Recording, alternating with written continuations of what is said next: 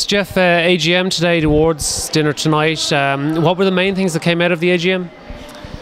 The main things were we had a number of motions which were passed to the floor, and I was pleased that only with one exception they were all passed. There was lively discussion on the floor, which is always welcome because we only have one chance a year to have interactive dialogue with the members. So there was healthy debate there today, and I'm happy that most people were well informed and went away satisfied. There was Rory Wiley is back again as honorary president, and John Horgan and Anto Moran are on the board now. So I think that was probably one of the biggest items to come out of today.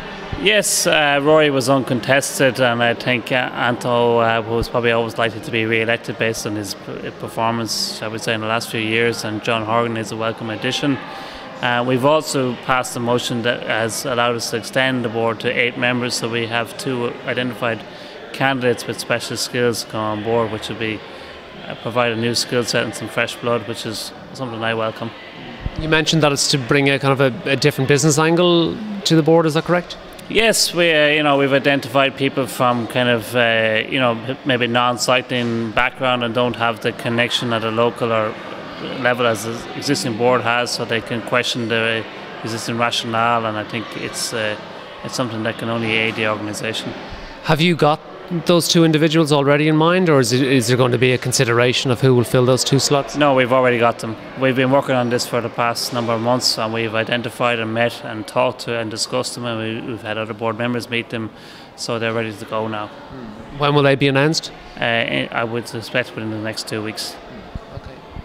You talked today about the membership, that this is a high membership, so can you talk a little about that, how things are progressing in that area? Yeah, the membership was a massive increase last year, 45%. It was increased this year by about 29%.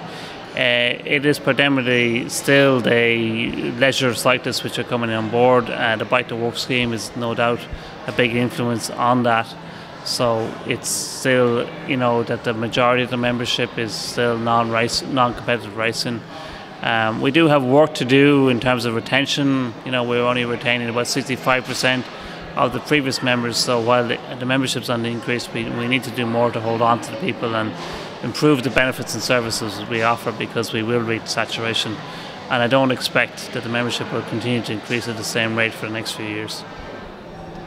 There was mention of the average age. I think you said it was 39. So obviously, while it's great to have that many riders on bikes, you want to look at the future. You want to look at young riders coming through. So what's the plans in that area? Well, the plans are we have the Sprocket Rocket Programme, Shane, which has attracted 1,800 people in the first year, and the average age of those people is 10 years old. There is a new skills programme for the next stage of the development called Gearing Up, and we'll be rolling that out this year. And slowly over time that those people will progress into the new development structure at the youth and junior age. So there is work there. It will take time to feed through, and we need to kind of focus on recruiting and retaining those people. I think at the current stage we are at, the numbers are very small. There is only 90 juniors with a license this year. There is only about 300 people aged between 19 and 23, which is a small pool to pull talent from. This year has also been, on the international front, it's been very strong in terms of the Irish, the pro riders and their performing. So I guess you've got guys like Dan Martin, 9th in the world ranking now, Nicholas Roach winning a stage of the Tour of Beijing, and Philip Dygnan and Matt Bramier also riding well. So that, I guess, will help the recruitment of young riders when these get more and more media attention, hopefully television attention. That should, in theory, I guess, bring more on board? Yeah, certainly. They are enjoying the increased profile, and they remain good ambassadors for us, so I think it is always helpful that we have people in the major races, so that when people can see it on TV that there is Irish interest there. And there is a crop now of under 23 riders who are following their footsteps. We need to make sure that is fulfilled and supported by a new, a current stream coming behind those. So I think there is some positives there. We need to keep the work going.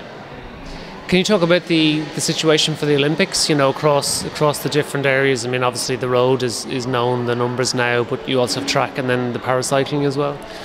Yeah, well, we have 3 qualified for the road race, with one of those also taking part in the Paralympics, the time trial.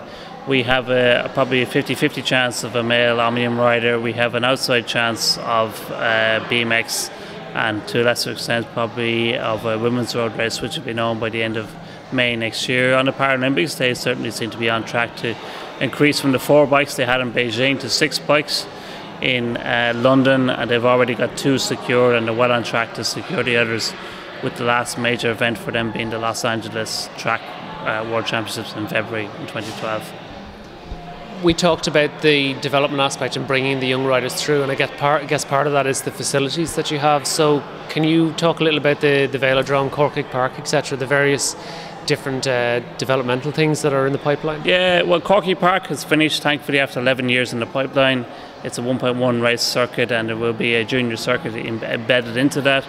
Also, within a few miles of that, we're hoping to have the first indoor 200-metre velodrome in a large disused warehouse, which we're in discussions with, finally negotiating the final lease terms, and we would hope that construction would start on that, and ideally it will be open before London, because we see it is an opportunity for the Federation to provide a facility here to save us costs on sending people away.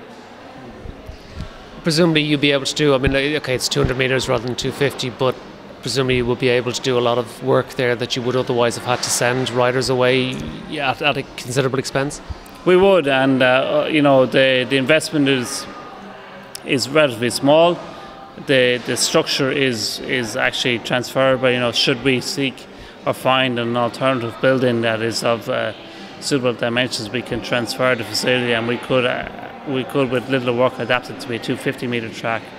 But I mean, the main thing is that it would be indoor. It's all wet. It can be used all during the winter, and that it provides a facility for the young guys to train and upskill. You mentioned Corkick Park as well. Can you talk about the mountain bike and BMX aspects? Yes, the BMX track is open in Ratoath. They've done, the local club out there has done a lot of work in securing their own finances, and the first event is going to be held on the 27th of November. It'll be the first BMX event held in 25 years. So I'm pleased to see that happening. There is plans for a downhill track in Kerry, and that's going to be one of the longest downhill tracks in Europe, and that's going to go through a tender process, and we will see that, as the initial planning has already been passed, that work should start on that early next year. Phil Lee was in place as the high performance director, and he's no longer in that role. So how are things going to go forward from this point?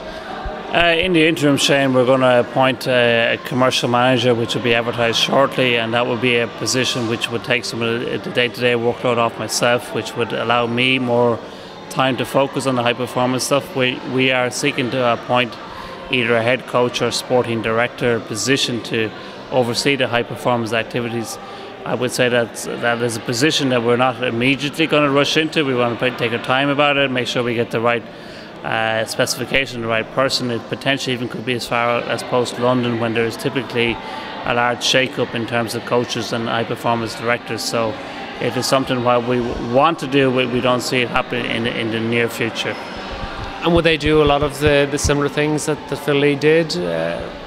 Potentially, probably much more from a day-to-day coaching perspective than the sort of high performance director's duty that Phil was performing,